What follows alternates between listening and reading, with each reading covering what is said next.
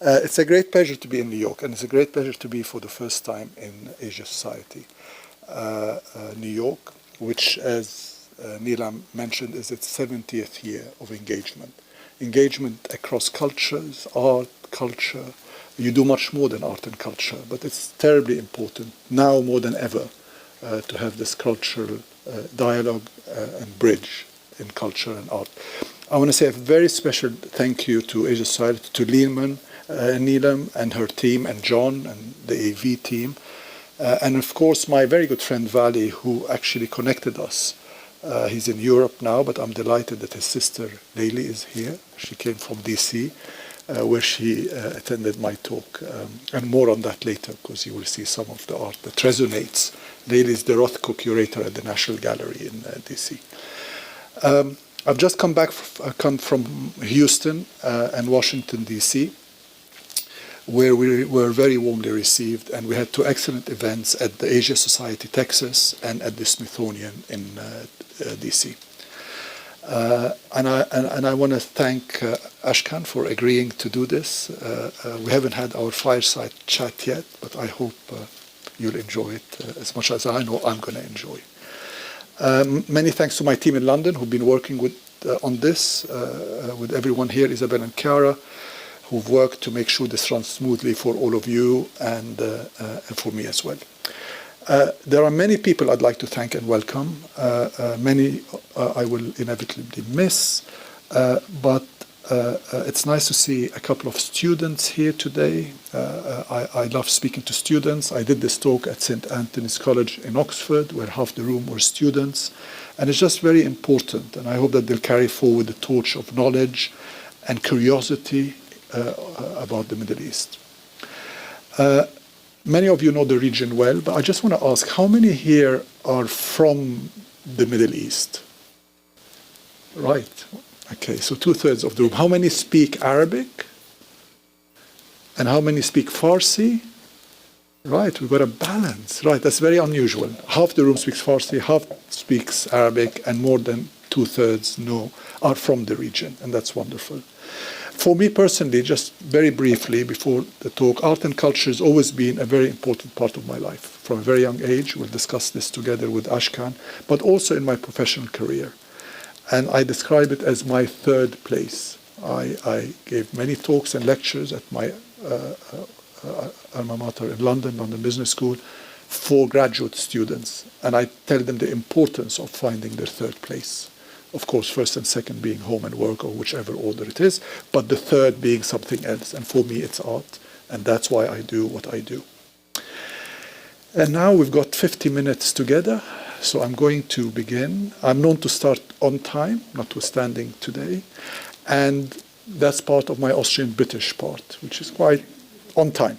Now, the other part, my more eastern part, I'd say, has a rather more, let's say, relaxed relationship with time. But I will try to finish on time tonight. We're going to start with just clarifying what the Middle East is. The Middle East, of course, is a very defined region from a Western perspective. My book is more than that defined region. So my book is North Africa all the way to Iran. So Morocco to Iran. And I think it's very important to show you on a map what I mean. And all of the cities that are there, this is normally on a very big screen, so you can read the cities. But for your info, all the very dark dots and cities are cities where artists have either born there, died there, or worked there. That's the reason we have these dots and these cities. My book starts in 1900. In 1900, these borders did not exist. So what we see today is today's modern Middle East. In 1900, many countries did not exist as we know them today, and definitely not within the borders or defined borders that we know today. I think we may need some chairs. John, there's a few people. So, and I'm going to start today, if I may, if you'll allow me to indulge, with a short poem by an American Lebanese poem, who's also an artist. Gibran Khalil Gibran, who some of you may know from The Prophet or from other readings, is also a wonderful artist. Yes, paintings, drawings. The biggest collection of his paintings is in the US, and the second largest is in a new museum named after him in Lebanon. He was born in Lebanon in 1883 and moved to the US in 1895 and passed away in the US in 1931 before being buried in Lebanon. So if you'd allow me, I'm just going to read a part of a poem, and this was written 126 years ago. From the depth of this depth, we call you, O liberty, hear us. From the corners of this darkness, we raise our hands in supplication. Turn your gaze towards us. On the expanse of these snows, we lay ourselves prostrate before you. Have compassion upon us. From the sources of the Nile to the estuary of the Euphrates, from the frontiers of the peninsula to the mountain of Lebanon. Hands are outstretched to you, trembling in the agony of death, from the coast of the Gulf to the ends of the desert. Eyes are uplifted to you with pinning hearts. Turn, O liberty, and look upon us. Listen to us, O liberty. Have compassion on us, O daughter of Athens. Rescue us, sister of Rome. Save us, O companion of Moses. Come to our aid, O beloved of Muhammad. Teach us, O bride of Jesus. Written in 1903. And poetry forms a very important part of my book. Anyone who has the book? How many have the book? Well, many more will have it by the end of this evening. And you may wonder, why is poetry important? And I think what's really important when you want to know about the culture is to try to understand more than just what we hear in the news and politics. And it's to know its music, its food, its culture, its art and poetry. And in poetry is a really important part across all of the Middle East. In Iran, it's terribly important. In the Arab world, it's terribly important. And that's why my book is peppered with poetry throughout it. I'm going to start now the importance of script and scripture very briefly, just to explain one thing, that before the onset of Islam, Arabic was only a spoken language. There was no Arabic alphabet. There was no written word. And the leaf on the left-hand side is from Birmingham University in the UK. Is between Birmingham and Berlin, there's a big debate which has the first leaf of the Quran. And this is the oldest leaf of the Quran, which is dated to the last decade of the Prophet Muhammad's life. But before this, you didn't have it. And the reason it's written is so that it is documented in that lifetime. And then what happened? You had the beautifying of the Quran, like illuminated manuscripts in the Bible, for example, or the Torah. And that's how it moved from the earlier one on animal skin into the beautifying aspect of it. I just wanted to touch on this because not many people know that that's when the onset of scripture came into the Middle East. And we move straight into the contemporary world. And these are three artists who, I'm covering now the non-featured artists, but they are still in the book. Just to explain to you, the book is more than 259 artists, of which 93 are featured.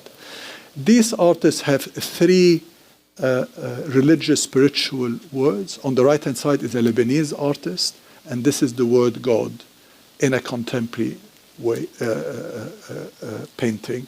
And for those Arabic speakers in this room who can read Arabic, this is Allah on the right-hand side in black and white. And then in the center is an Egyptian artist, really known for printmaking more than painting. And this is a surah from the Quran. And then on the left-hand side is a Jordanian Palestinian artist who lives in Jordan, now has moved to the United States. And that's a word kun. Kun means being. To be, being is deeper than just be. It's the depth of spirituality of being. And when this work, just to tell you the importance of calligraphy in in the Middle East, in Iran, as well as in the Arab world, in the Arab-speaking world. When I saw this first, I saw it with Neil MacGregor, who was the director of the British Museum at the time when he made me senior advisor of the British Museum. And he's a wonderful director. I don't know if many know Neil MacGregor, but he wrote the book, History of the World in 100 Objects. You know, he's the author of that book. And I saw this painting, and here you don't see it as clearly as on a big screen, but in the center there's a golden dot. And I saw two next to each other, and Neil said, goodness, it took him 5 years. And I said, to do what? Because they looked exactly the same, even to me. He said, to perfect the dot. I said, sorry, 5 years? He said, yes. He said, because he didn't think it was exactly there in the galaxy that he lives in. And I know it sounds, 5 years, but to a calligrapher, that's terribly important. And that kind of made me stop for a moment to see this work that is in the British Museum. We now move to a wonderful work by a Saudi artist, actually. And I found this work 20-something years ago. I was talking at a conference in Riyadh. And I was kind of maybe a bit bored, and I was looking around, and I said, is there any art? And they said, oh, in the other tower, there is an art exhibition on the 30th floor, or whichever floor it was on. And I went up, and there were all these works of Saudi artists, and they were wonderful, maybe 25 years ago. And I saw this work, and I saw many other works. And I loved them, and I bought them. And he turns out to be, and I knew nothing about Saudi modernists, and he's one of the two great modernists who worked in the 50s and 60s and mentored students in art at a time in Saudi when really art was neither in the curriculum nor really accepted to a large extent, if one can say that. And in this one, it is the desert, but he uses also calligraphy and the word. So in it is written, for those who can speak Arabic, it says, Binur al-Iman nara saada. And obviously in English, in the light of faith, you see happiness. So he was a religious man, yet he was an abstract modern artist. So it doesn't have to be exclusive. You can be religious and you can produce modern art. And that's one of the things I really wanted to show today. And then still in this, as we close off that theme of scripture, we move into a young Saudi artist called Ahmad Matar, who I did a talk at the National Library in Riyadh, and he insisted on being my moderator, which was wonderful, and we moderated together. And he said something interesting. He said, an artist spends all his life working, and then towards the end, he's in a museum. And Saeb decided in 2004 to put me in the British Museum World into Art when I was 23 or whatever, 24 he was, which I did. And not because of me, because of his work, his career exploded. And in this work, he shows Mecca, and he shows magnetic shavings around it. Mecca is the magnet and metal shavings around it. And I saw this as a photograph when I first saw it with the curator of the British Museum, Venetia Porter, and we were totally struck by this young artist's work and included in the exhibition. And then, as we're talking about calligraphy and works, we move to a wonderful Iranian artist who lives in the United States and who was in my talk in Washington. And I'm delighted that she is on to talk in New York as well, Hadi Shafi, and don't be embarrassed, in which she did this wonderful work, a large work. And this is made of all of these circular things that you see are very, very, very long. I mean, you can spread them across here easily. And in it is the word ishq, love. And she writes ishq in all of them, all of them, all of them. You must have been really in love, Hadi, if I may say that. Searching for love.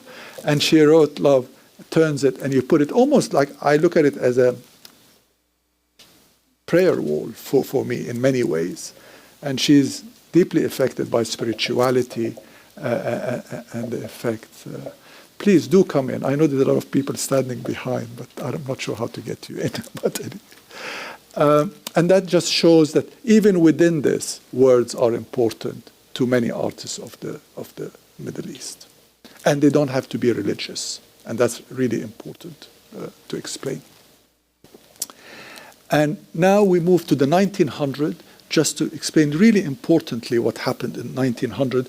In the late 1800s and early 1900s, and in the first couple, until the First World War, it was the end of the Ottoman Empire. So the Middle East was breaking up, the Ottoman Empire was breaking up, and the centers really of art and cultural renaissance in the Middle East was happening in Cairo. In Europe, it was happening in Vienna, I would say, of course, and in Paris, competing with each other. A lot of the art and cultural activity that was happening there also transcends in the Far East. It was in Shanghai, it was in Calcutta, where there was huge, in the subcontinent, a lot of art movement engagement. But in the Middle East, really, Cairo was very much the center of activity. Beirut and Tehran had their own. Iran had the Shah at the time, who was greatly interested in photography, and his effect can be seen until now, at the last Qajar Shah. But in the Middle East, Cairo was where it was all happening. And a bit of the Medici of the Middle East, we see here Prince Yusuf Kamal of Egypt. He was not a great collector, particularly of only visual arts. He was a collector of everything. He was the most important man in Egypt at the time. But he founded the art school. He sent students to Paris and to Rome largely and paid for their scholarships. And we will see some of the students, what they have now become. And this is just a snapshot of some of the art schools. There are art movements across all of the Middle East. Every country I can pick on, whether it's the Casablanca school in Morocco, whether it's the Khartoum school in Sudan, whether it's the Alexandria school in Egypt, or the Cairo school, and many sub-movements. So it was very, very active and very vibrant. But it started off in the early, really, 1900s. And here I picked, these are the artists I'm going to run through very quickly. I give a lecture, usually, for one artist for an hour and a half. So we're going to really steamroll through this with no disrespect to anyone, but we're going to just try to fast forward through all of this. But what I wanted to really say is the importance of art movements across the Middle East. And we start with one of the earliest modernists, Mahmoud Mukhtar, who was also sent on a scholarship by the person I showed you before, Prince Yusuf Kamal. And this is a massive piece in the center. It is talking about the Renaissance of Egypt. It's a nationalistic monument. There's the pharaonic in the center, and then the fallaha, or the village, the farmer, woman, particularly female, on the right-hand side, showing the rise of women and empowerment of women in Egypt at the time. And on the far side, one of my favorite sculptures actually is Khamasin. It's a woman again, and Khamasin is the warm winds that blow from the desert, and here is the warm wind blowing of that person. Then Mahmoud Said, also of the same period and at the same time, slightly later, but not much. He was a lawyer, then became a judge, and at the end of his life, he gave up his judicial career to become a professional painter. Comes from Alexandria. And I love this painting, because when I gave the talk in St. Anthony's College in Oxford, in the audience, there was this young lady. And then at the end, she came up to me. She said, "You know, I was brought up looking at this painting all the time." I said, "Oh, really? How come?" She said, "Well, he's my great-great-grandfather." So it was just a lovely, lovely piece. And they come from, her mom, they come from Aswan, which is in the south of Egypt. And I just thought it's just a lovely piece. That is what he was used to painting. So he's used to painting the glamorous aristocracy. She's very famous, the daughter of the prime minister. And that's most of his painting, as well as landscapes and other things. But I sort of I like this very much, because I think she's at once defiant, at once angry, and I think it's just a wonderful work of Mahmoud Said, very early work. Then Hamid Abdallah. Hamid Abdallah is this work, because it's in New York at the Met. I believe at the Met. Just let me check. Yes, it is at the Met. We've put it up. He did not go to art school. He's not a typical artist that went to art school. He's self-taught, and most of his paintings are about village life. He would go to villages, he would work. He did a beautiful 10-meter piece, which he gave back to the village, which looked after him. He had no money, and he lived off the people in that village. He then evolved into developing wonderful works using script, not religious script, just words. And he figuratively used those letters to have people, usually. So you would look, you'd think it's a man and a woman, or a mother and a child, but it's actually a letter or a word. And his works were only discovered much later after his death. So he wasn't really famous in his lifetime. And much later after his death, in a garage, there were 100 or 200 paintings. And that's how really Hamid Abdallah's work started to come out. Then we go to Inji Aflatun, the rebel, aristocrat rebel. So she was from a very aristocratic family. She was, though, left of the left. She was a real, more than socialist. She was almost Marxist socialist. And she very much wanted to paint the poor, the deprived, farmers. And Nasser imprisoned her in 1959. And because of that imprisonment, she became even more famous. She painted in the prison. She smuggled her work out of prison in rolled up paper, and became really the kind of the voice of the female, the rising of women in Egypt. Then we go, of course, I have to kind of flag a little bit my earlier book. Well, that's my earlier book, for those that don't know it. And that's Jean Abedissian, a wonderful Armenian artist, better known for his iconography of artists. His real interest is textile. I spent a lot of time with him, and his passion was textile and printmaking. And all his works are not on canvas, they're on carton, rolled up paper. And he was a really nice, very kind artist from Yerevan, but Egyptian, very, very, very Egyptian. And this is Kulthum, who is the diva of the Arab world, a singer. And she's the Maria Callas, I suppose, of operatic Europe in some respect. And she's the diva of the Arab world. And you remember, I'll remind you of something later as we go through this talk. My favorite song is the song, it's the year of my also birth, and it's called Anta Umri, You Are My Life. And the reason it's my favorite song is because I was brought up in London. My mother was an author, rather bohemian, not Austrian type, much more Middle Eastern Lebanese. She was a nationalist, bohemian author, quite well known. And she, every morning at 5 o'clock, would have her songs. So I was brought up, always being woken at 5 a.m., having her Turkish coffee and listening to Kulthum. So I probably know all her songs by heart. So not that I elected to, but I do. Then we moved to Muhammad Omar Mukhtar, who was coming on his way here today, but he's just had surgery, so he wasn't feeling very well. And Muhammad Omar Mukhtar is a printmaker. And in this, someone? Omar Khalil. Sorry, I'm so sorry. Omar Khalil. And I'm doing well with names. I'm actually terrible with names usually. Really bad with names. I said, instead of David, I'll say, Michael. And Michael, I'll say Alex. But there we go. Muhammad Omar Khalil is from Sudan, a wonderful person.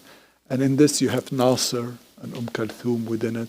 But most of his work, and a lot of his work, is about, actually even about the US. He lives in the US, and he's done a lot of work from Harlem and about early late 19th century, early 20th century life in the US. And he traveled with another Sudanese artist and another 3 artists. They went Dia Azawi, Muhammad Omar Khalil, and the very famous Sudanese artist who lives in Oxford, whose name I will remember if someone here can know. Anyway, very famous. Sadly, his wife passed away 3 weeks ago. And they went on a 6-week trip to Spain, driving through Spain in their early 70s. Anyway, and they came back with a wonderful kind of array of works, and extraordinary. And that's those trio. Farid Belkahia is from Morocco, from Marrakesh in particular. Anyone who goes to Marrakesh, try to go and see the Belkahia Foundation. It's in the middle of nowhere on a hill, and you go there and you feel something very spiritual, actually. It's set up and run by his wife, his widow, and it is an extraordinary place. No tourists, or not many, and it's just really beautiful. It's his house where he worked, and he worked largely on animal skin. And this piece, which is at a wonderful friend's house, whose son is with us here tonight. I will not point him, for he might be embarrassed, but he's with us here tonight. He just finished his studies and he's working.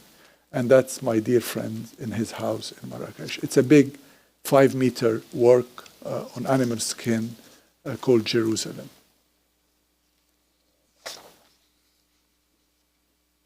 And we move on to Rashid Qureshi, who's a friend also of Farid Belkahia.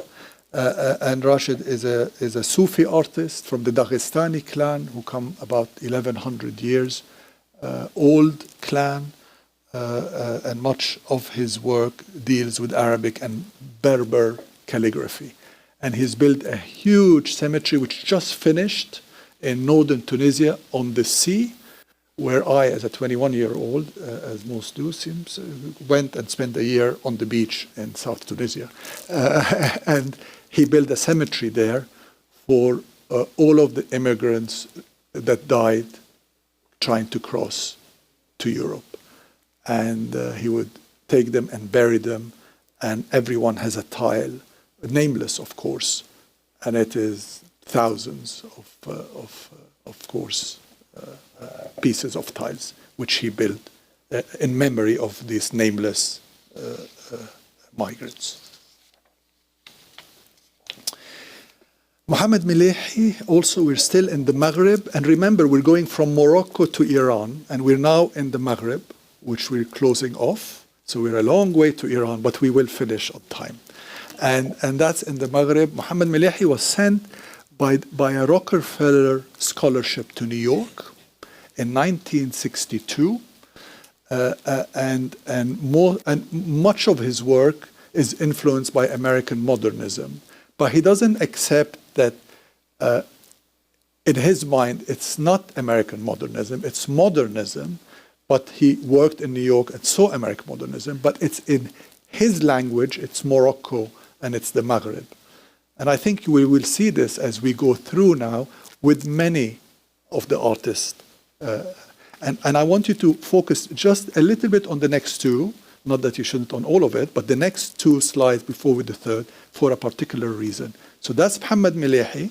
Then we go all the way to Lebanon, and that's Saliba Dwayhi. Also was in New York, also in the same year. They lived on the same block in New York, both of them on scholarships. They never met each other, right? Never met, both influenced by modernism in the US. And I'm going to show you something which I only did for this because I'm in New York and I thought it very exciting. I saw these two works next to each other and I couldn't believe what I saw, and I'll tell you why. So here we have two works. The left one is Melehi and the right one is Dwayhi. Both painted in New York, both in the same block in 1962. I thought they were both Dwayhi, right? I mean, if I asked you, wouldn't you say it's the same artist? Someone? Yeah? It's fair to think that, which is what I thought. So there we go. I like this. This I did only for today. And I had to find the photos that I took in order to be able to put this together for you today.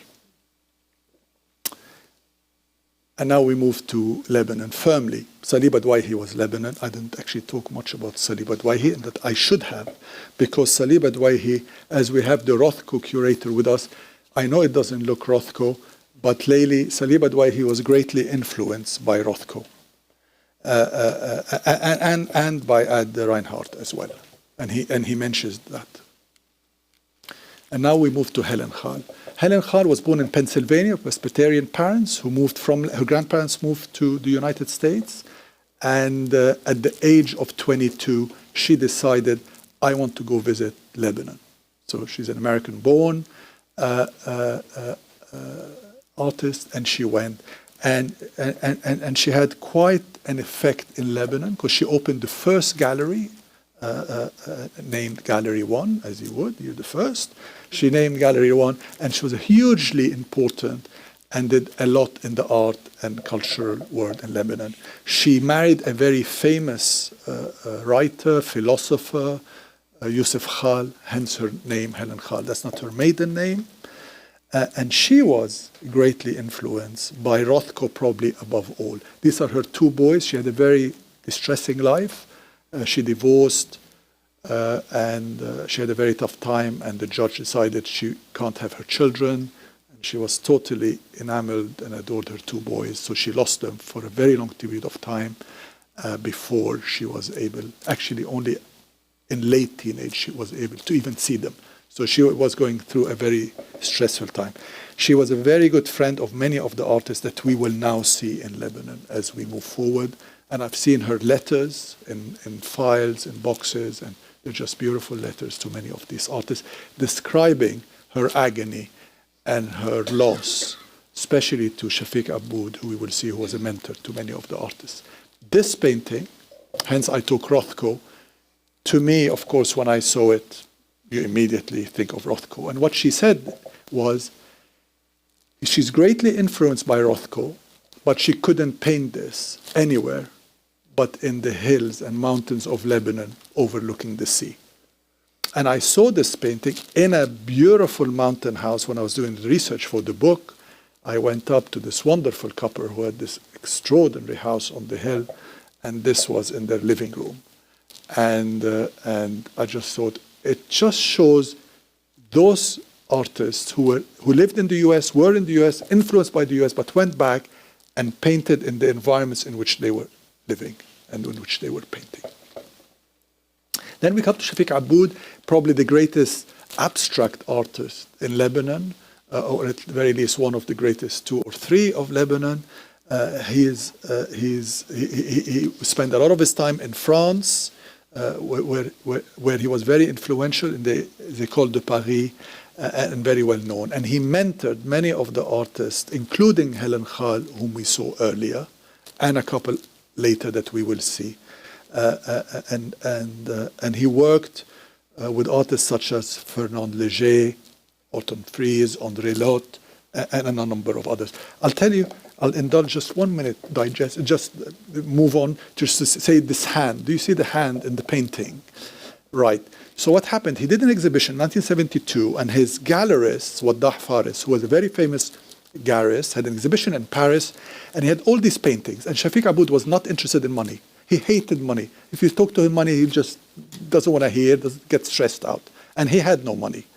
And he did all these beautiful paintings, and Waddah Faris walked in and he said, these are so beautiful. They're 1 by 1, 120 by 120. They're going to all sell. It's great. You couldn't have said anything worse to Shafiq Aboud. And he was totally stressed out. So what he did overnight, one painting, which was red, he painted it all black and left a small red. And this one, he put his hand in gold and he stamped it right where he thought his gallerist would think is the best part of the painting. Next day, Waddah comes in, goes, oh my God, what have you done, my beautiful red painting? Oh my God, you've put your hand. We moved to my last visit 10 years ago to the Mathaf Museum in Qatar, beautiful museum of some of, maybe one of the best collections of really Middle East modern contemporary art. wonderful curator from Leeds, I remember, young man. He's showing us around the exhibition, and we come to this black painting with the red in the center. And he tells us, this is a forest and this is the fire. And we're all there and we're listening. And then someone says, come on, Saeb, you've got to say it. So I say to him, I say, well, actually, that's the story. And he said, oh my God, the last 3 years, all I've been saying is, this is a forest, and that's the fire. And so it tells you the importance of the stories of the paintings. Paintings have stories. They're not painted in a vacuum. They're painting, everyone has some story. And I think really what's really important is somehow to try to learn the story of the artist and the story, if you can, of some of those paintings. We move to Saeb Eigner, who really intrinsically is a poet and a literary figure. Poetry is her thing. I met her many times, and all she wanted to talk about really was poetry. And I met her during difficult times in her life as well, where she couldn't sell any painting, anything at all, would buy any piece of art. And today, of course, she's a very, very well-known, very recognized, hugely expensive artist. And for Ethel, who also had a very, very difficult time, especially with this, after the civil war in Lebanon. She escaped it. She spent a lot of time in California, of course, as many of you who know her know. She was influenced by Klick and Dinsky, by many European artists. And it was very sweet that at the Asia Society in Texas, they got from the Museum of Fine Art a lovely Ethel and put it in the center of the room so we can all see what I could explain to everyone what the Ethel was. And really her story is one, like many artists who are going through a difficult time, their escape is through color. Their escape is through landscape and sunshine and color, and that's their way of expressing themselves. And she made many contributions to artist books. She loved artist books and accordion artist books, and which are now much sought after, of course. So for those in the commercial world, which I'm not, I never saw the work, so I'm not in the commercial area, but these are much now sought after. And those in investment banking, these things were hundreds of dollars, and now we're hundreds of thousands of dollars in a very, very short period of time. That's a big show at the Guggenheim in New York, which we wanted to show you. And the work at the Met is one of the three on the top left-hand side. Not Met, the Museum of Fine Art, Houston. It's one of the three on the top left side. Then Huguette Callon. Huguette I've never met and I didn't know, but I know that my mother had some of her dresses. So my mother liked quite, she can be very elegant, but she liked also very bohemian type of dresses. And she did this as well. This is for Pierre Cardin, who was a very famous French designer, fashion designer. He collaborated with her to do those kaftan-type dresses. This is a difficult word in many ways. It talks about the civil war in Lebanon, and particularly about female and the woman and the woman's body. Most of her work have somehow a relation to the woman's body. She was the daughter of the president of Lebanon, Bashar al-Khoury, the most maybe important president of Lebanon, and she wasn't allowed really to show her work until he stepped down as president, I think in 1964 or 5. And that's when she started to work. She worked in France, and then she settled in Venice in California the following year. That's 10 years after the civil war in Lebanon. Then we go to Nabil Nahas. Nabil Nahas is now doing the Lebanese pavilion at the Venice Biennale. He lived in New York. New York was very much his home before he turns to Lebanon, and he still spends his time between the two. That's a self-portrait. He was a very close friend of Alex Katz. And I got this photo from his apartment in Paris. And he said, wow, no one has this photo. So we took I've learned now how to do high-res images on my iPhone, which I can then use for publishing, things I didn't know about before. He studied in Louisiana and Yale, and he taught art, and he's been in New York since 1973. I don't know, Samia, if you knew Nabil. Did you know Nabil? You did, of course, because you were both in New York. And now, with that, we move to you, if we may. Samia Halab.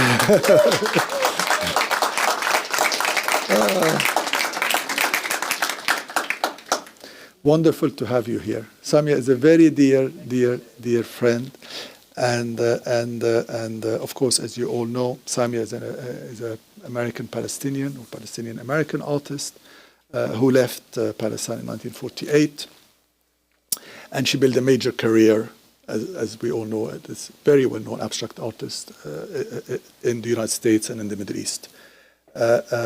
She taught at Yale since 1972 and lives in New York since 72. So you came before Nabil Nahas to 72.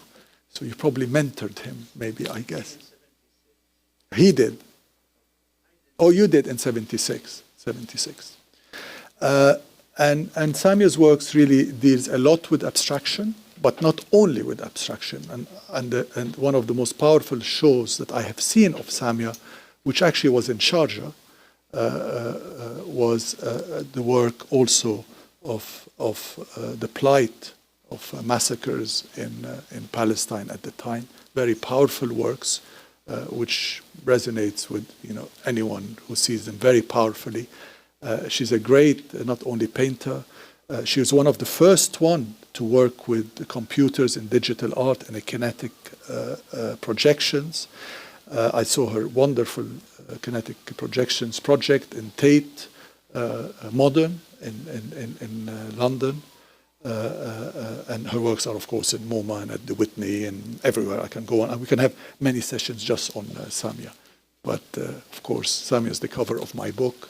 And thank you. And for that, my book is sold out. And I think the last stock we've got is here.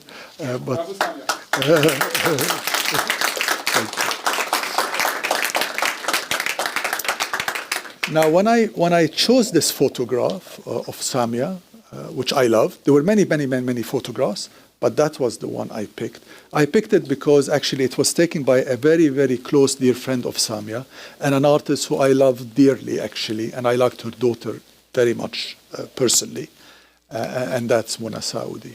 Mona Saoudi is this absolutely wonderful, really lovely, wonderful sculptor. Works not only actually on stone, but largely on stone. She's a Jordanian-Palestinian artist, and she took this photo of Samia in Jordan. They were together, and she took that photograph, which I like very much. And this is an homage to Brancusi. The name or title of the image. I have to be conscious that you can't probably easily read the image. Normally on a very large screen you can just all read them clearly. So I'm going to be conscious that to try to also tell you about the images of the works. We move to Syria now.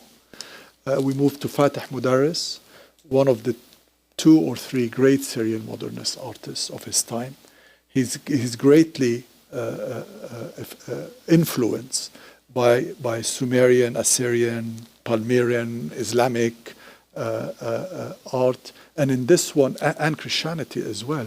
And in this one, you see Christ. If you look in the center of the painting, that's Christ, and below St. John the Baptist and the apostles around it. And then Lu'ay Kayali. I'm going to keep saying one of my favorite artists because they're all my favorite artists, but one of my favorite artists, a very melancholy life, quite really sad life in many ways. And 3 of his subjects that he painted a lot are Ma'lula, which is in the background, which is a Christian village, a very famous Christian village that remains to the day. And then Flowers, which he liked, and in the beginning, he painted aristocracy and the wealthy only for portraiture to make money, because he had to. But then he moved on and he painted the poor, he painted people on the streets, and he largely painted on chipboard, not on canvas. Most of his paintings are on chipboard. And in this painting, he has all the 3 subjects, Ma'lula, flower, and a purse, and a boy. It's one of the, I think it's the only one I understand of the 3 subjects together. Then we moved to Iraq, the important Baghdad school and Baghdad group, and Jawad Salim was one of the founders of this school and that movement in Iraq, which is one of the most important also in the Middle East. and he trained in Paris, Rome, and London, where he met his wife. Wonderful artist also, but obviously she was kind of a shadow to a great artist who was domineering and very strong. But Lorna Saleem, and his sister as well, his sister and his wife, were both great artists. In London, he went to the Slade School of Fine Art. Then we go to Dia Al-Azawi. This is the Word into Art exhibition we mentioned earlier, which I did with the British Museum. And this is in the Great Hall for anyone who's been to the British Museum. This is an 8-meter piece of work, and on it is written a poem called Blessed Tigress. And Dia Al-Azawi is one of those really that supports and mentors a lot of the artists. He's an archaeologist, so when he graduated, he was an archaeologist. And then he became a painter. And a lot of his work is to do with Mesopotamia and the Sumerian and Akkadian iconography. And in this particular work, this is a very powerful poem, beautiful poem, that decries what's happened in Iraq and happening in Iraq, and is hugely affected by the Iraq war. And I'm going to now, he did this recording for us today. He's in England. And he's insisted to do it in Arabic, and insisted that I then read it in English. So we're gonna, for those who speak Arabic, you're gonna hear it. Oh,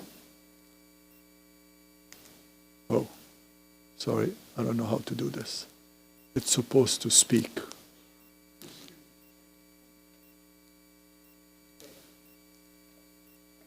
We have to do it because he did it for us.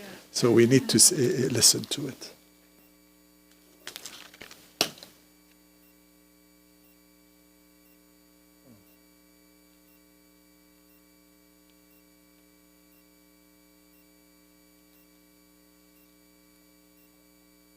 No? No, I can read it in English. Shall I? What do you think? We wait or we read it in English?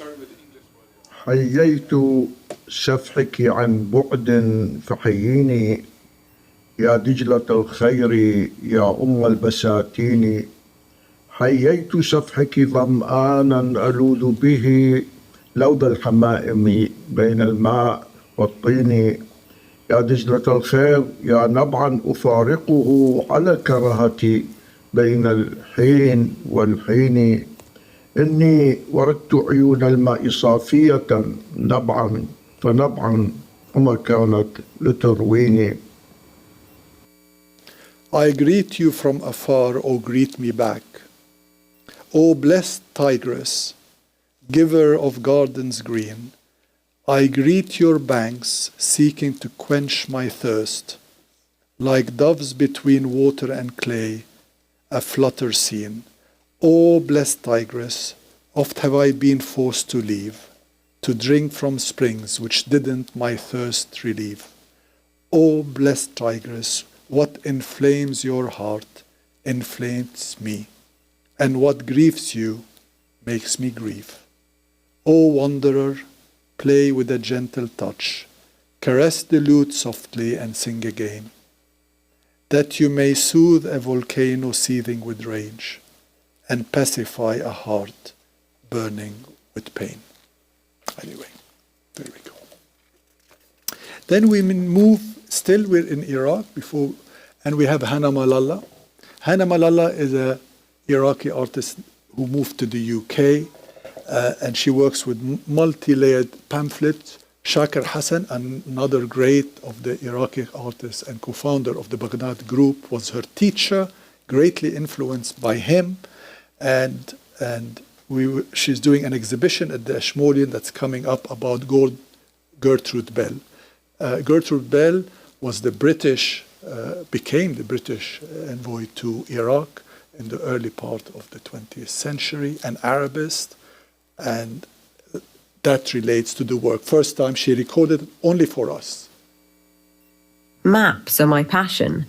I like to see the world with which I'm dealing, and everyone comes round to my room for geography. Maps are my passion in art. I like to recreate the world which I have lost, and everyone comes round to my studio to see the corroded My Country Map artwork. And now we're going to move to Iran. So all of those Farsi speakers, you've been very patient. We have to move from west to east, and now we're at the end in the east.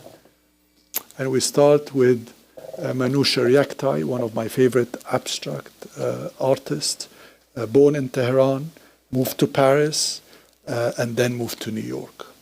And he's a friend of Rothko, again, a friend of Mark Tobey and Philips Gaston, William de Kooning, and others. He married someone we're going to see next, Munir Farmanyan. She was his first wife, and was a friend of Nikki here and of Sahrab Seperi.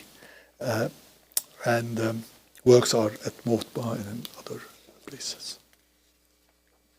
Munir Farmanyan, she combined, in this work you can easily see Islamic geometric patterns, especially hexagonal patterns, forms around Sufi cosmology, and she works with mirrors, which for Iranians, you will see a lot of the palaces, a lot of the mirror holes are in mirrors, and she was influenced by Western geometric abstraction during her time in New York. She took Andy Warhol to Iran in the early 70s. She was part of that very exotic time in the early New York 70s.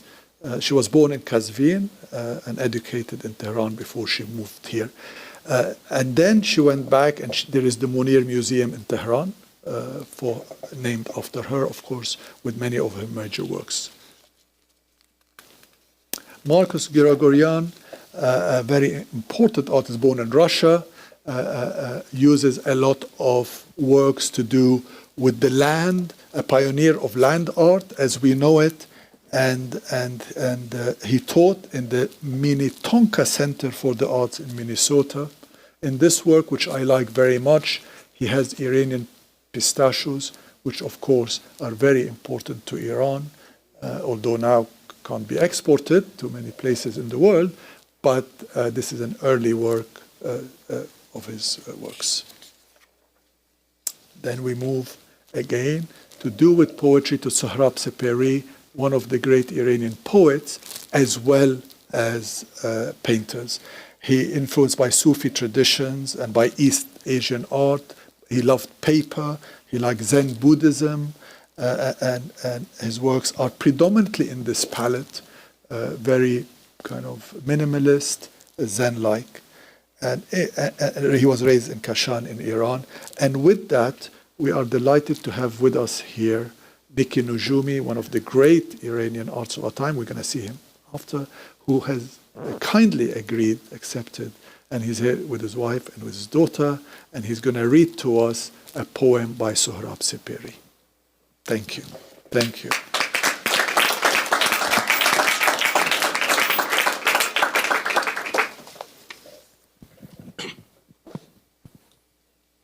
Thank you, sir. پشت دریاها قایقی خواهم ساخت، خواهم انداخت به آب. دور خواهد شد از این خاک غریب که در اون هیچ کس نیست که در بیشه عشق قهرمانان رو بیدار کند. قایق از نور تهی و دل از آرزوی و مروارید همچنان خواهم خواند. نه با آبی های دل خواهم بست، نه به دریا پیرانی که سر از آب به در میارند و در اون تابش تنهایی ماهیگیران میفشاند فسون از سر گیسوهاشان. همچنان خواهم راند، همچنان خواهم خواند. دور باید شد، دور. مرد اون شهر اساطیر نداشت. زن اون شهر به سرشاری یک خوشه انگور نبود. هیچ آینه تالاری سرخوشی ها را تکرار نکرد. چاله آبی حتی مشعلی را ننمود. دور باید شد، دور. شب سرودش را خواند.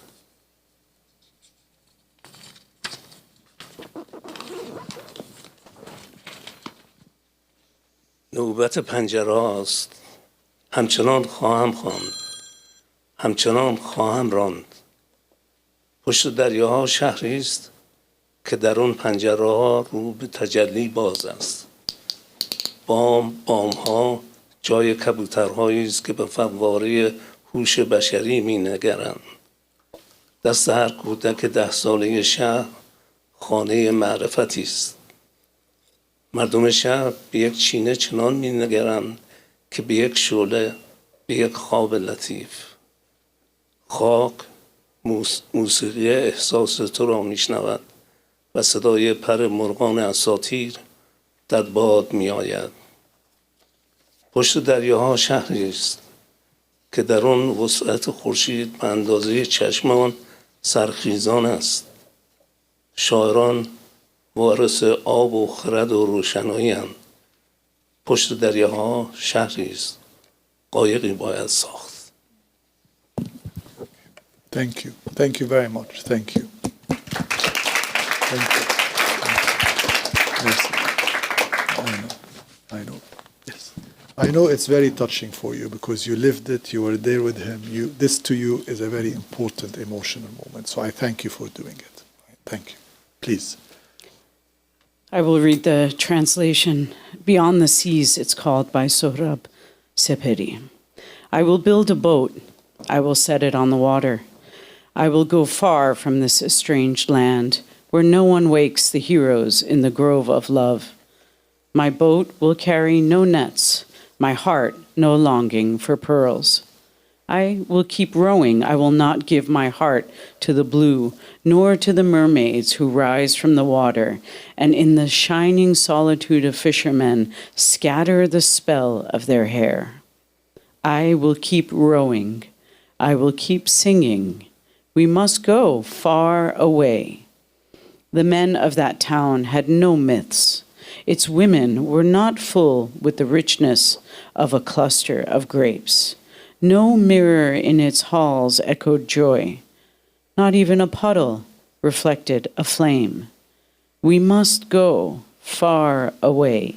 Night has sung its song. Now it is the turn of the windows. I will keep singing. I will keep rowing. Beyond these seas, there is a town where windows open toward revelation. Rooftops are filled with pigeons gazing at the fountains of human awareness. In the hand of every 10-year-old child, there is a dwelling of knowledge. The people of that town look at a mud wall as they would at a flame or a delicate dream. The earth hears the music of your feeling, and in the wind come the sounds of the wings of mythical birds. Beyond the seas there is a town where the breath of the sun is the measure of the early riser's eyes. Poets are the heirs of water, of wisdom, of light. Beyond the seas there is a town. One must build a boat. Thank you. Wow, beautiful. Thank you. Thank you. Bahman Muhassis, regarded by many of one of the great Picasso-like figures of the Iranian time. He left after the revolution. He moved to Rome, and he was very concerned with what was happening. He burned most of his works, which is why it's very difficult to get works, great works by Bahman Muhassis. And he passed away in 2010 in Rome. Quite a sad story, actually. But there's a wonderful film about him done in 2010, which is a lovely, lovely film. And I met the producers. Beautiful story and beautiful film. And his cousin, who lived, of course, here, who Nikki knew, and did a wonderful exhibition with Shirin Nishat, who sent me a text, actually, as I came today, to say she's with her husband and son opening her opera in Florence. So she couldn't be with us tonight. He's a satirical cartoonist in a way. And in this one, he shows the Qajar kind of making a witty, funny depiction of Qajar times and women today. Then Parviz Tanavuli one of the many favorite artists, but Parviz Tanavoli. And in this wonderful work, he depicts the word heech. And in many discussions with him over the last 35 years, heech used to be known as nothing. And we finally agree that it's not nothing, it's nothingness. It's much deeper than nothing. And this is the word nothingness being imprisoned in that wonderful work at the British Museum. And he has works, of course, a lot in the US. And now we come to you, Nikki, of course, the master Iranian-American painter who sees his works largely politically charged. Today is, if anything, Nikki, is the time for you to create this type of work. His paintings challenge authority and blending Iranian perspectives within American artistic language to a large extent. But he moved from semi-abstraction to figurative work.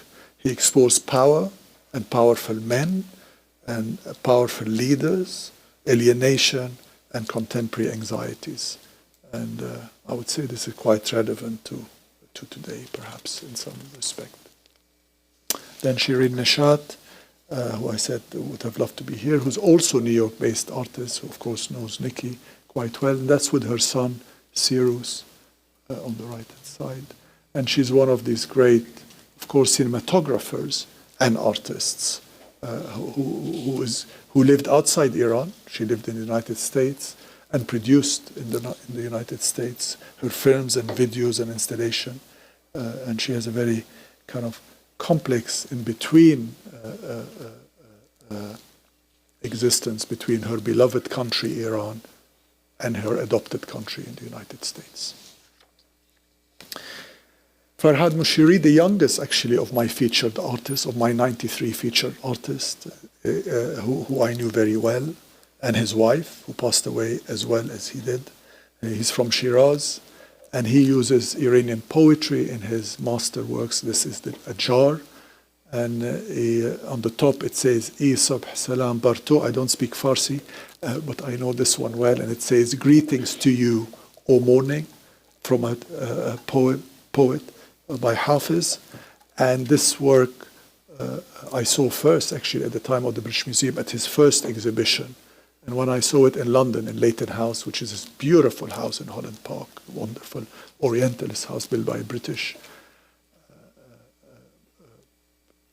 Orientalist supporter, someone taken very much by the Middle East 150 years ago, which has just been renovated and reopened. Anyone going to London, go and see Leighton House in Holland Park. It's just a wonderful place. And the next work, this is Shiraz. This is his Shiraz. When he did this, he said to me, "This is my Shiraz." And this is cherry blossoms, which Shiraz is very famous for. And this is made of Swarovski crystal. So this is all crystals. And we sat in a room. He put all the lights off except one light on the painting. And it is absolutely extraordinary. You feel you're in Shiraz. And ironically, we saw this 2 days after I was in the British Museum seeing a wonderful Shah Abbas exhibition curated by a wonderful person, actually, who moved to the Met and sadly passed away. And I sat with Neil McGregor on a bench, and they had made a false kind of Isfahan. And Isfahan is half the world.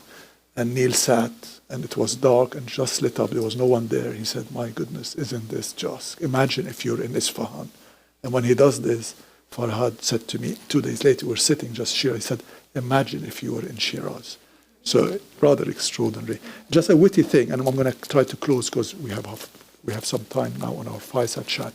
This painting, the top of it is not exactly straight. The canvas isn't exactly straight, and there's a couple of missing Swarovski things on the bottom. And I remember the curator saying to Farhad, "Well, it's not exactly straight, and there's a missing couple of things." And he said, "My darling, mountains are straight, and cherry blossoms, flowers fall." So that's very much him. And then we end with a wonderful photograph, actually, by Abbas Kiarostami, again, one of the great Iranian cinematographers and photographers. And he photographs a lot the Caspian Sea and northern Tehran. And with that, Ahmad Shamlu, who's one of the great Iranian 20th century poets. And we're going to hear a Farsi poet by Sohaila Kayud Sohela, over to you, please.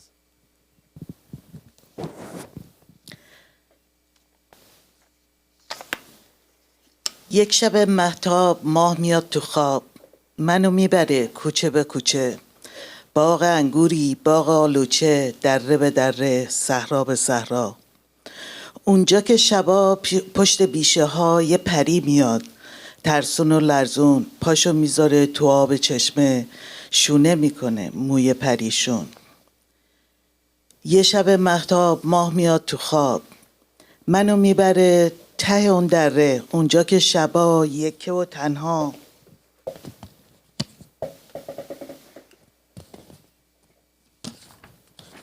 Sorry everyone. یه شب مهتاب ماه میاد تو خواب، منو میبره ته اون دره، اونجا که شبا یکه و تنها.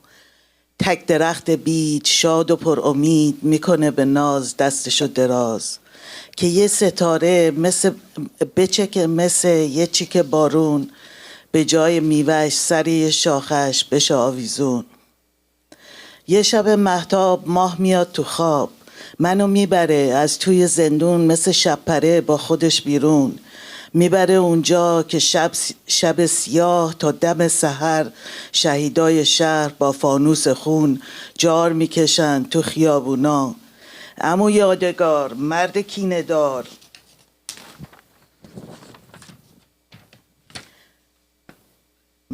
مستی یا هوشیار، خوابی یا بیدار. مستیم و هوشیار شهیدای شهر، خوابیم و بیدار شهیدای شهر. آخرش یه شب ماه میاد بیرون از سر اون کوه بالای دره، روی این میدون رد میشه خندون. یه شب ماه میاد. Thank you, wonderful, thank you. We're coming to the end now. I'm going to just read the English. On a moonlit night, moon is in my dream. It takes me with it, alley to alley, into the vineyards, into the plum trees, valley to valley, meadow to meadow, behind the thickets, where a night fairy, fearing and trembling, steps into the spring. Her unruly hair she begins combing. On a moonlit night, moon is in my dream. It takes me to the end of the valley, where at night the soul-weeping willow tree, with her grace and charm, stretches out her hand, so that drips a star, like a raining drop, hanging from her branch instead of her crop. On a moonlit night, moon is my dream. It takes me with it. Thank you. Great. Now, my closing slide, and we're done. In every city, I choose a slide. And I did it everywhere I go. And here, it's a slide. Remember the cover of my book, Kalthoum?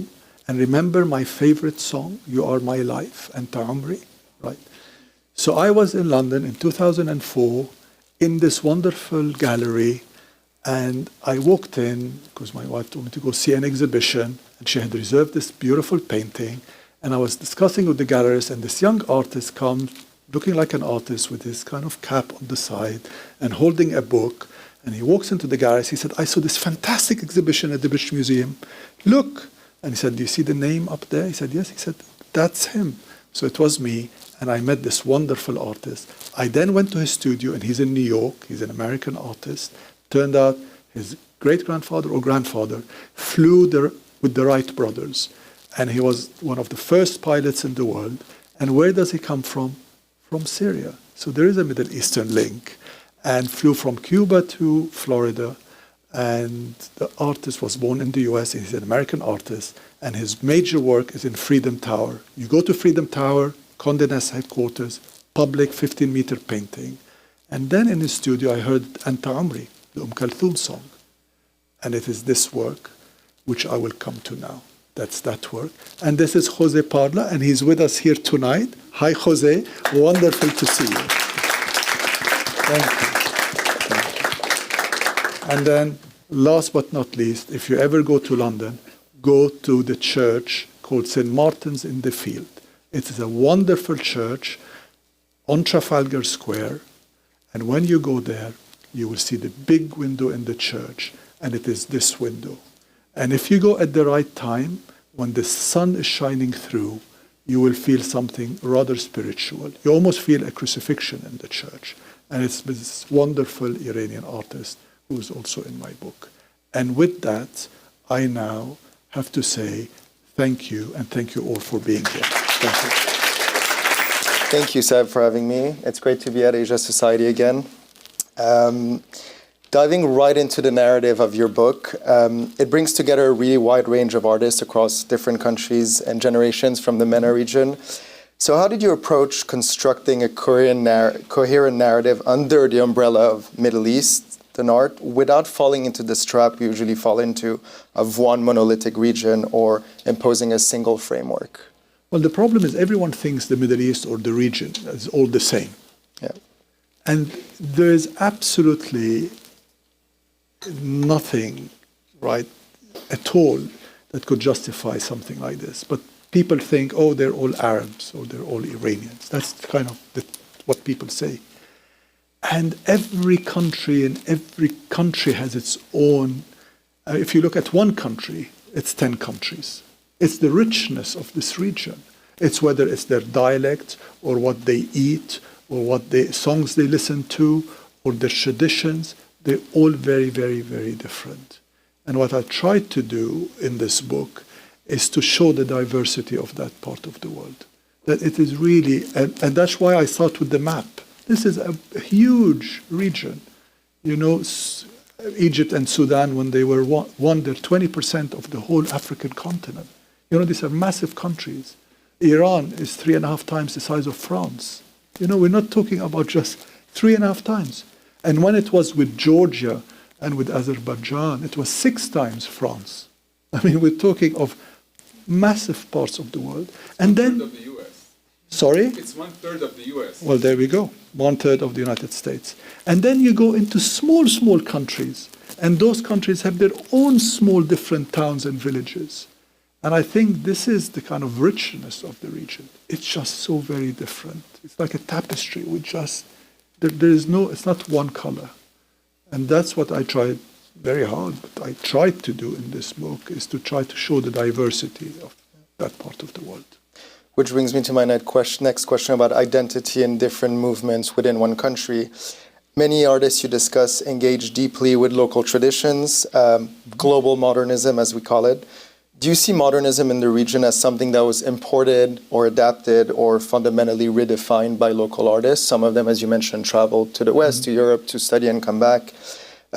Considering modernism from a Western perspective as really the late 1800s to the end of the Second World War, how do you differentiate that chronology and how do you separate both? Yeah, so the view in the 18th and 19th century, of course, of the Middle East is how they were seen through the eyes of Orientalists. Mm-hmm. So Westerners who went and came back and depicted a kind of largely false narrative. Yeah, it's their narrative.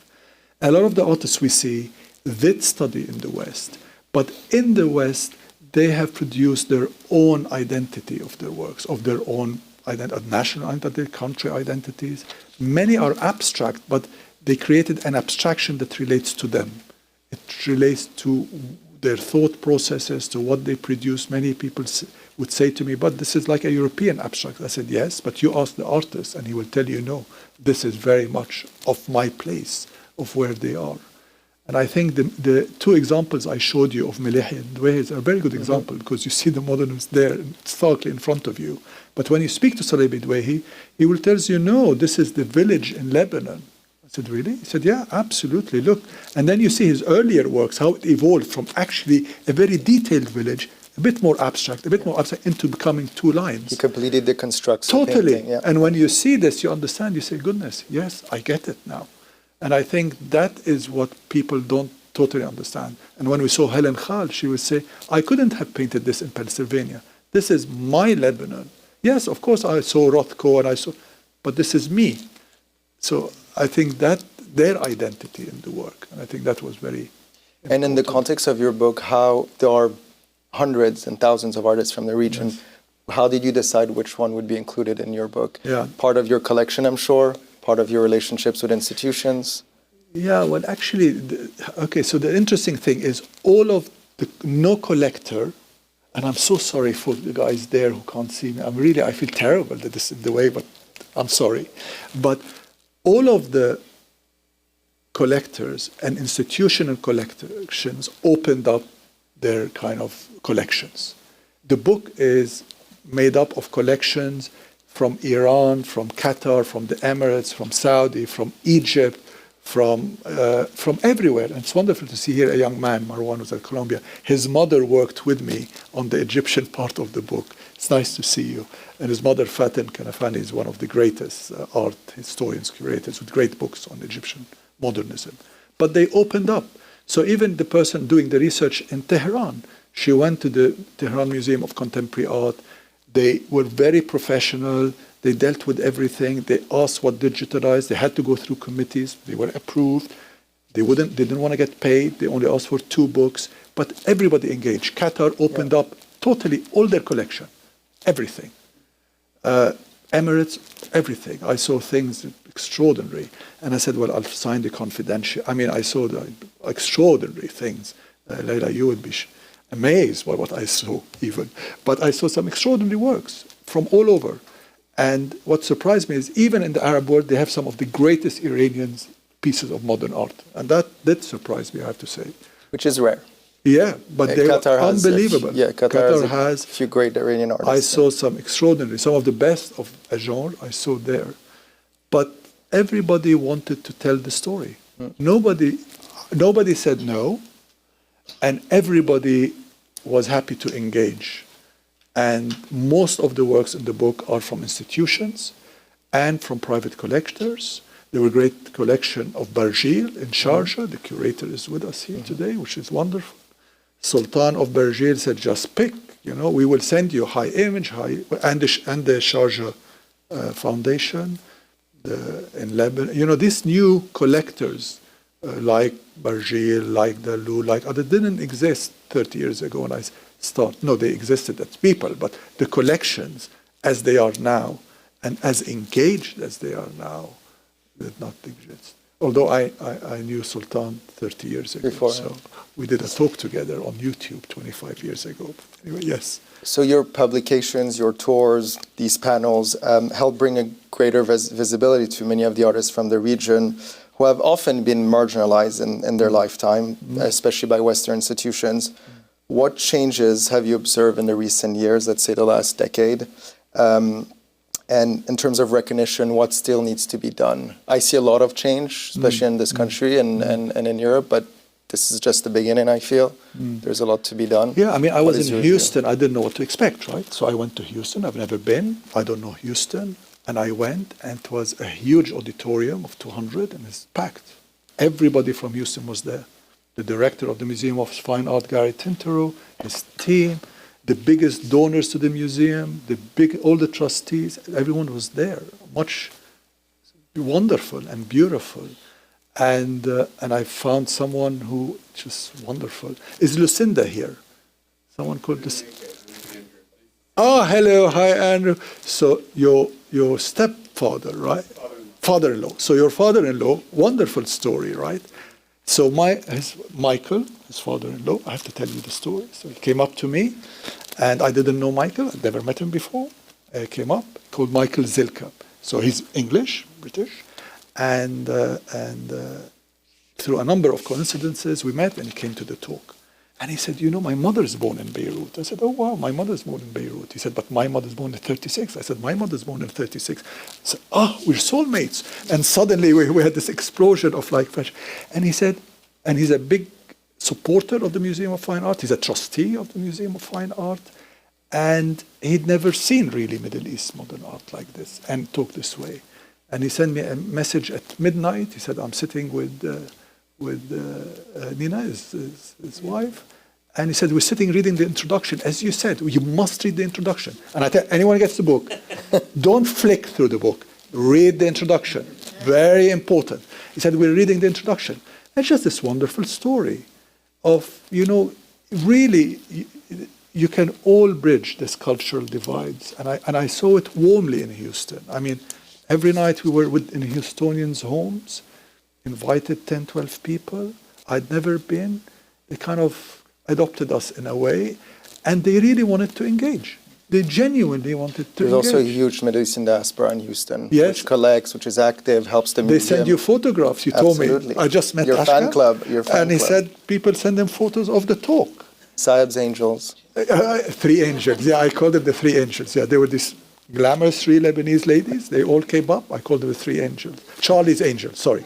Charlie's Angels, for anyone old enough to know what Charlie's Angels, like me, knows. And we took a photo, and suddenly this photo went everywhere. I was getting it from, I just did it for her on her mobile. But anyway, so look, people really are inquisitive. They want to engage. They want to know. They're respectful. They're intrigued. And they like the stories, and they like, to see that there's so much been engagement being involved in between the US, Europe, the region. A lot from the region came here for shelter, to produce. The US was their home, the UK, France, Italy. So I think it's very important, and that dialogue is more important, I'd say, than ever. And I think telling the stories is important. And I make so many friends from these lectures and talks. It's just wonderful. And Michael is just extraordinary. Anyway, he's a very good photographer too. But anyway, he took me to the Frida Kahlo exhibition. But anyway, there we are. On a more difficult subject, around your book, a lot of artists in your publication respond to war, displacement, or a political turmoil. How do you think these contexts shape artistic production before and now? And is there a risk that audiences look at art from the Middle East always through this political lens, especially now in a very heightened moment? Very good. Yeah, very, very good question. Very strong question. Look, art is not produced in a vacuum, right? People don't produce art without recognizing what's happening around them, right? And I'm not an artist. I'd be a terrible artist if I tried. But all I can tell you is all the artists I talk to don't create in a vacuum. They're affected by everything's around. They get stressed like everybody and even more, and they try to get it out in their work. And many artists around the region left the region, not because they want to leave the region. They don't want to leave the region. It's the region. They love the region, but they had to leave. And they produce as a response to that. And I think the poem I read was written in 1903 by Khalil Gibran. It's not, it's relevant to today, but it's written 123 years ago. So yes, of course it does affect many of them, and they respond to it in their own way. And sometimes they don't tell you what they've painted, and they don't want to tell you what is behind why they painted what they painted. It's their story in it, and sometimes they do tell you what it is, and sometimes it's obvious, and in other times it's not obvious. And I think you need to give artists also that freedom of being able to, when you look at Rothko, do you know exactly what he was feeling? What it is about? And it's clues. You try to get the clues together, and it's left to you. That's what they produce, and I think that's important. I know we're running out of time, Yes. so one last question for you. Tell us more about your current engagement outside this publication and with the region. I know you travel a lot to the region, but what are you working on? What is exciting? What excites you at the moment? What are you engaged with? Well, many things excite me. I'm not sure I can tell you all of them. But anyway, there are many things that excite me. But all I can tell you is I'm very engaged with the region.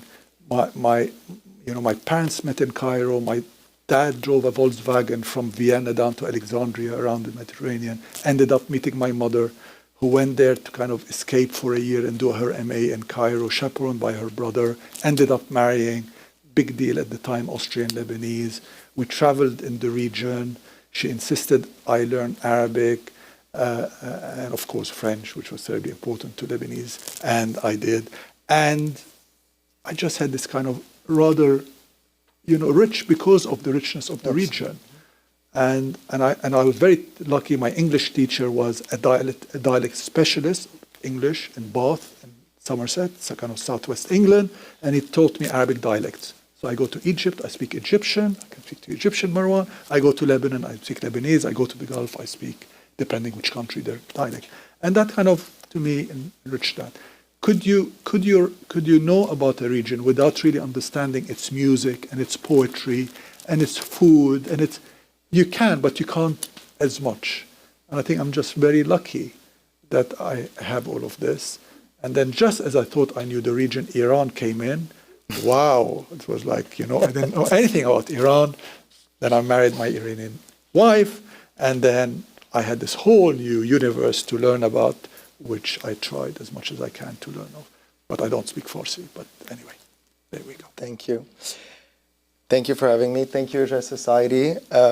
If you have any questions later on, please go directly to Saeb. I will say these publications are so important. There's so much education left to be done. Just a quick nod to my friend Carla Shamas, who actually published a book 2 years ago on Helen Khal, on her life. I have it. Of course, amazing. So these are moments that are very important, especially in America. Yeah, thank you. Especially in America, where a lot of these Middle Eastern artists don't have as much exposure, so it's very important that you're here. Thank you. No, thank you. Thank you for everyone for being here. Thank you. Thank you. Thank you.